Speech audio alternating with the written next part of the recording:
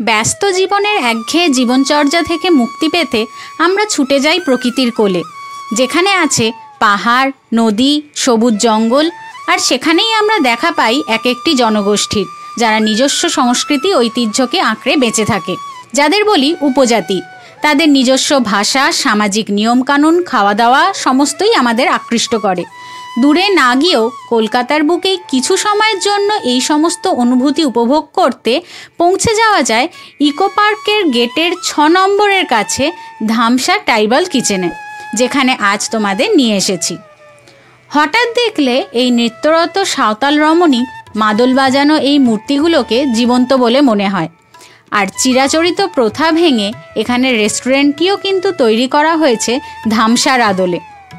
এখানেই আজ ট্রাই করব উপজাতি থালি। তবে এত সুন্দর পরিবেশে এসে চারপাশের অ্যাম্বিয়েন্সটা ভালো করে না ঘুরে দেখলে হয় নাকি? এখানে যাওয়ার আগে অনলাইনে সিট বুকিং করে যাওয়াই ভালো, না হলে দীর্ঘক্ষণ অপেক্ষা করতে হয়। 2 ধরনের এখানে সিটিং অ্যারেঞ্জমেন্ট আছে। নন এসি অর্থাৎ আউটডোর সিটিংয়ের জন্য টিকিট মূল্য 20 টাকা প্রতিজন, এবং এসি অর্থাৎ ইনডোর সিটিংয়ের জন্য টিকিট মূল্য 50 টাকা প্রতিজন। আমি ইনডোর সিটিংয়ের টিকিট আগে থেকেই আমার সুবিধা মতো টাইম স্লটে বুক করে গেছিলাম।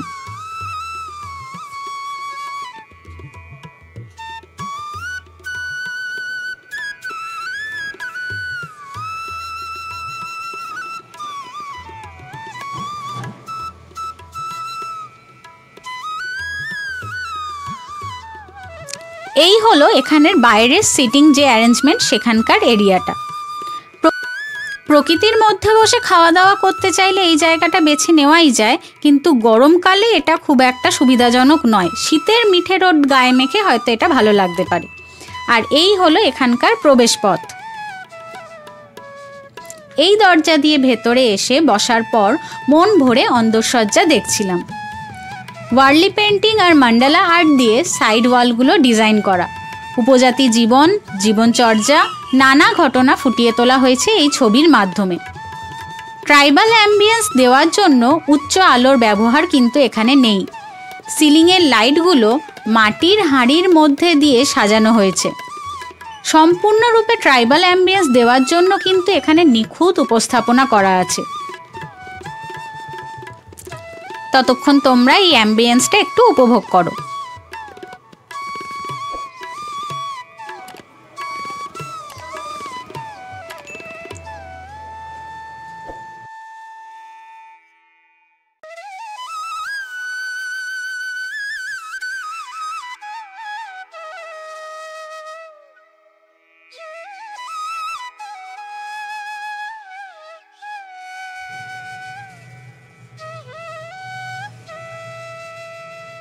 এবার চলো মেনু কার্ডটা দেখে নেওয়া যাক।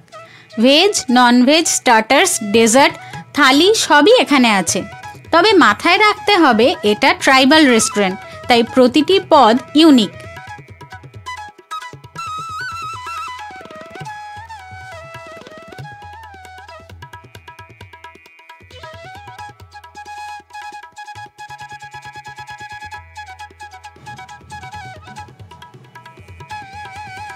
এখানে কাঁসার থালা গ্লাস বাটিতে খাবার পরিবেশন করা হয়, আর টেবিলের দুদিকে টেবিল ম্যাটের বদলে গামছা দিয়ে কিন্তু সুন্দরভাবে সাজানো আছে।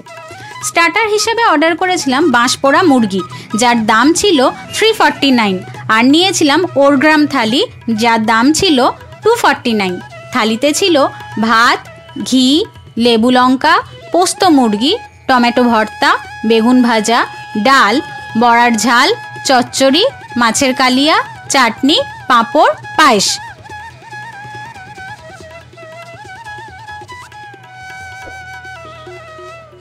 এই হলো সম্পূর্ণ থালিটা। কাঁচা বাঁশের মধ্যে ম্যারিনেট করা চিকেন দিয়ে মুখটা পাতা দিয়ে সিল করে দেওয়া হয়। তারপর আগুনের তাপে তা রান্না হয়ে গেলেই তৈরি হয়ে যায় এই বাঁশপোড়া মুরগি। এখানে ওপরে ধনেপাতা ও অন্যান্য মশলা দিয়ে ম্যারিনেট করার জন্য গ্রিন একটা কোটিং আছে। এক প্লেটে 6 পিস চিকেন ছিল। চিকেনগুলো ওয়েল কুকড, চামচ দিয়ে কাটতেই ছেড়ে গেল। খুব হালকা একটা স্মোকি ফ্লেভার আছে, খেতে ভালো। তবে যারা আরাকুর বাম্বু চিকেন খেয়েছে তাদের কাছে এটা ফ্যাকাশে লাগবে, কারণ ওখানে হালকা কাঁচা বাঁশের একটা smell, strong smoky flavour tribal food বলতে যা বোঝায় সেই ব্যাপারটাকে প্রমিনেন্ট করে, যেটা কিন্তু এখানে আমার একটু মিসিং লাগলো। এবার আসি থালিতে। গরম গরম ভাতের মধ্যে ঘি দেওয়া সেটা প্রথমে বুঝতে পারিনি। টমেটো ভর্তা যেমন টমেটো পুড়িয়ে লঙ্কা নুন দিয়ে মাখা, টক টক, ভালো খেতে। আমি টক অতটা পছন্দ করি না বলে খুব একটা এনজয় করিনি। এরপর মুসুর ডাল, যেরকম ঘরোয়া হয় খুবই সাধারণ, আর এখানে থিকনেসও অতটা কিন্তু এক্সপেক্ট করলে চলবে না, কারণ মাথায় রাখতে হবে এটা হলো ট্রাইবাল কিচেনের রান্না। আর বেগুন ভাজাতে চাল গুঁড়ো কোটিং দিয়ে ওপরে একটা ক্রিস্পি লেয়ার ছিল, খেতে ভালোই ছিল, কিন্তু বেগুন ভাজাটা বেশি পুড়ে গেছে। এরপর চচ্চড়ি, বড়ি আলু সব রকম সবজি দিয়ে খুব হালকা স্বাদের রান্না, খেতে খুব ভালো যে বলবো তা নয়, কিন্তু ভালো।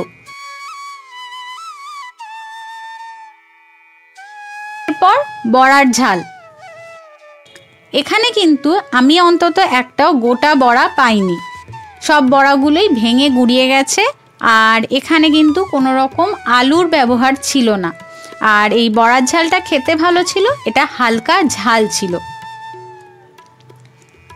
এরপর মাছের কালিয়া, কালিয়া বলা ভুল হবে, পেঁয়াজ কুচি আদা রসুন হালকা করে দিয়ে মাছের ঝাল যেরকম হয় সেরকম।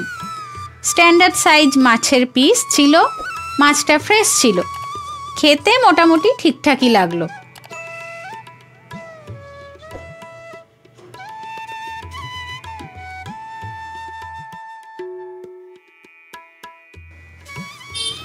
এরপর আসি এই থালিতে আমার সবচেয়ে ভালো লেগেছে যেটা, সেটা সেই পোস্ত মুরগি, নামটাও অন্যরকম আর টেস্টও অসাধারণ, দারুণ খেতে ছিল এটা।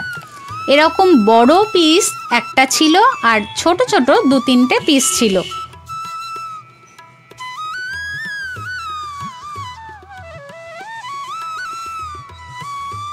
বেশ ঘন গ্রেভি,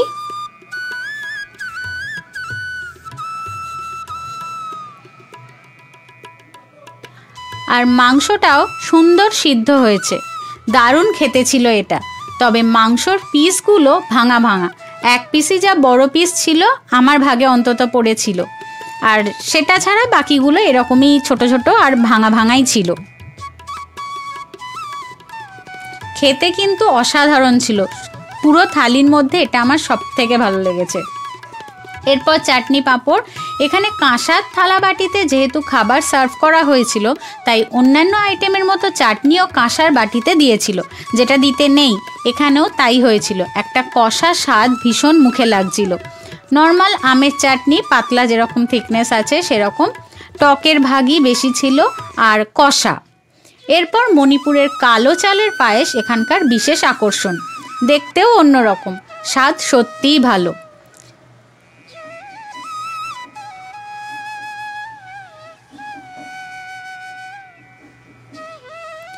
খাওয়া দাওয়ার পর্ব এখানেই শেষ, শেষে বিলটাও তোমাদের একবার দেখিয়ে দিলাম। ভিডিওটা কেমন লাগলো কমেন্টে জানিও, আর ভালো লাগলে লাইক করে চ্যানেলটা সাবস্ক্রাইব করে দিও।